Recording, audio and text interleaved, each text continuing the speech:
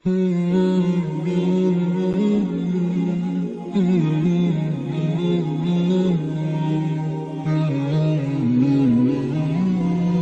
orang tidur dibangunkan itu insya Allah ya bangun.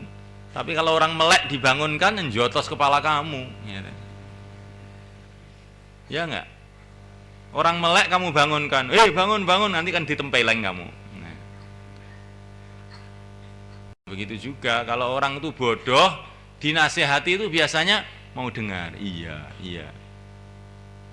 Tapi kalau sudah tahu ilmu dinasihati, ini gawat, ini biasanya malah menentang dia ini. Seperti Bani Israel. Kalau hatinya buruk, setelah tahu ilmu ini justru jadi nentang. Mesti ngerti aku. Banyak tak sengaja ngene iki nyapo kowe. Ini naudzubillah, ini iblis ya. Jadi iblis itu sudah tahu kalau salah, itu sudah tahu. Maka ketika diberi peringatan ya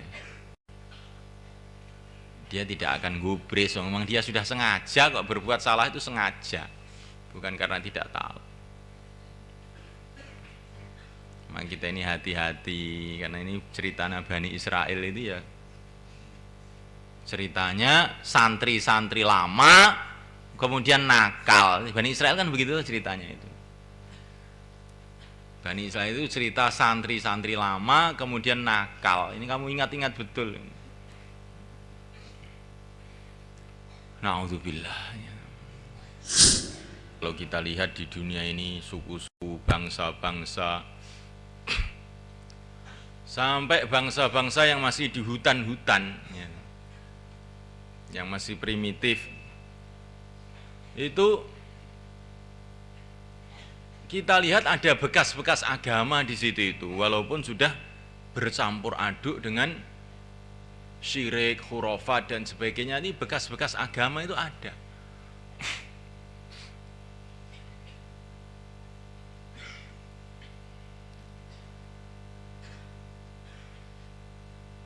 Keyakinan adanya Tuhan itu walaupun simpang siur ada. Sampai kemarin saya dapat cerita dari jamaah yang dikirim ke hutan-hutan di Jambi menemui orang-orang kubu itu. Itu orang-orang kubu itu kalau mereka itu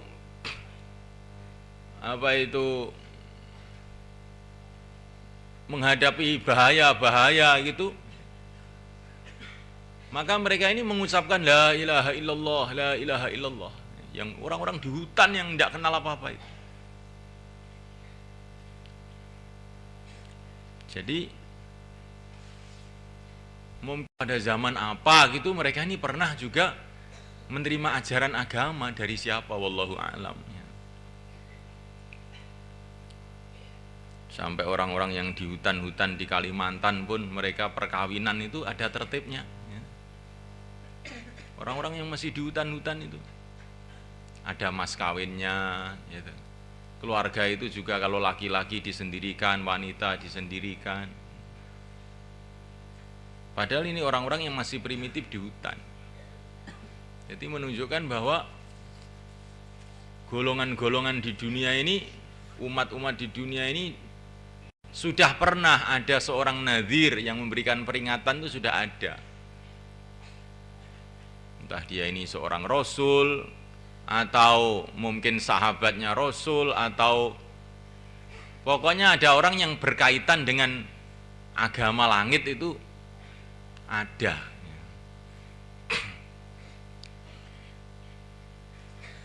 Dan tidaklah aku mengutus seorang rasul kecuali dengan lisan kaumnya. Cuman sejarah mereka ini karena mungkin sudah terlalu lama sehingga tidak diketahui lagi. Tentu saja para nabi, para rasul itu yang paling banyak di Timur Tengah itu sudah la syakka fihi. Tapi bukan berarti di tempat-tempat lain itu sama sekali tidak ada nabi, tidak ada rasul, ada. Tapi ya ajarannya sudah diseleweng-selewengkan, tidak karu-karuan.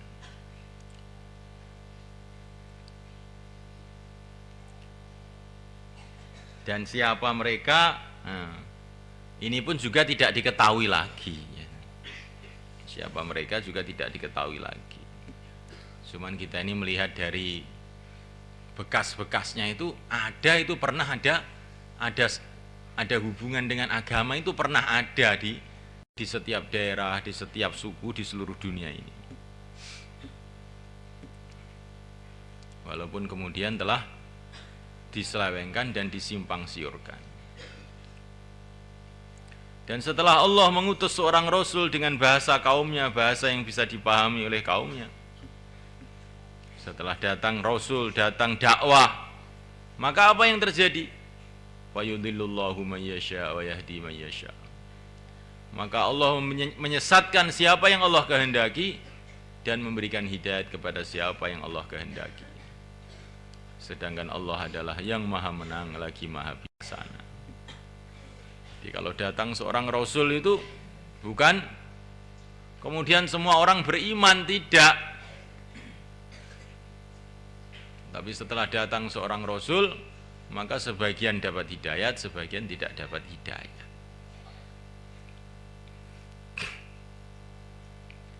Jadi Rasul itu didatangkan itu untuk menampakkan isi hati manusia itu sendiri.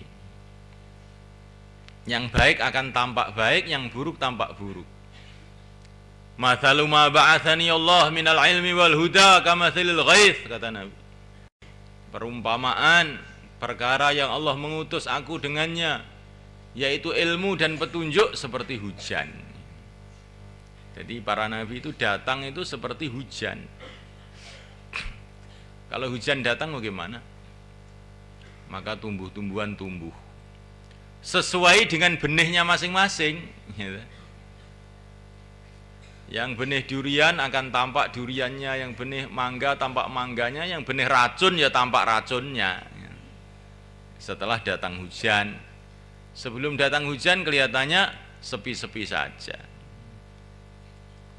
Begitu juga di Makkah Al-Mukarramah sebelum datang Nabi, maka Abu Jahal dengan Abu Bakar itu seperti serupa saja. Sama-sama tokoh Quraisy. Setelah datang Nabi ternyata ini beda.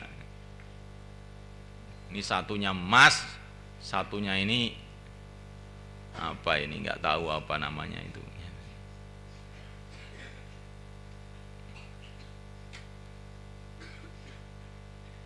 Jadi fungsinya Rasul itu untuk menampakkan kebaikan orang yang memang baik dan keburukan orang yang buruk. Sehingga ini pertama. Kemudian yang kedua, untuk menyampaikan hujjah, sehingga orang tidak bisa beralasan lagi pada hari kiamat. Orang-orang kafir tidak bisa beralasan lagi pada hari kiamat. Alam ya'tikum nadhir. Bukankah kamu dulu sudah didatangi orang yang memberikan peringatan? Qalu bala qad ja'ana nadhir fakadzabna. Ya, dulu sudah datang pemberi peringatan tapi kami bohongkan.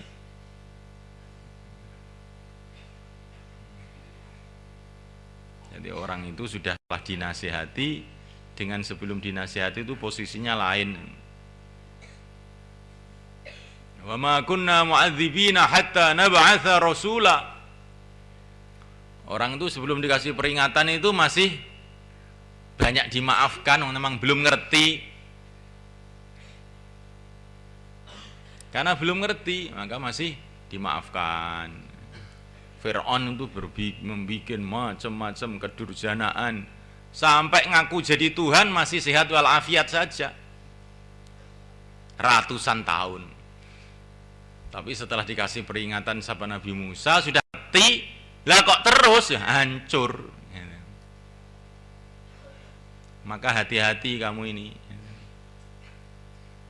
Kamu ini kan sebelum pesantren ya, nggak tahu agama memang.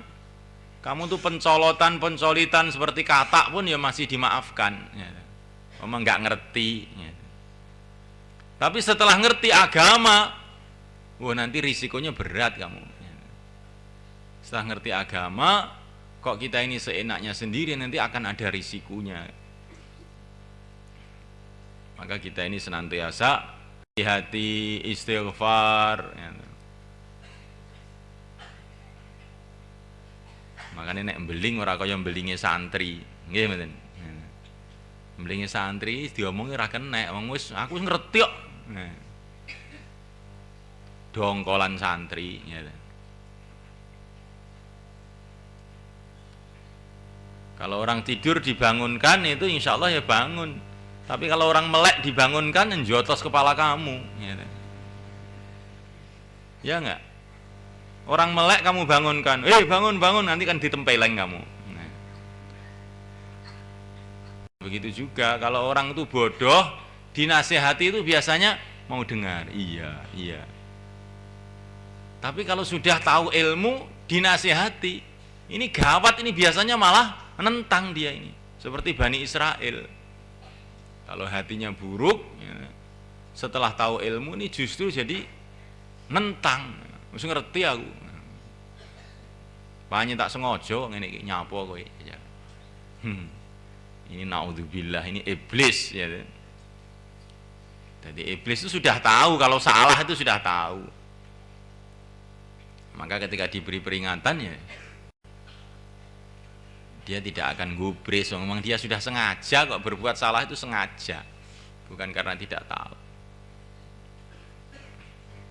Memang kita ini hati-hati karena ini ceritanya Bani Israel itu ya ceritanya santri-santri lama kemudian nakal. Bani Israel kan begitu ceritanya itu. Bani Israel itu cerita santri-santri lama kemudian nakal. Ini kamu ingat-ingat betul. Na'udzubillah.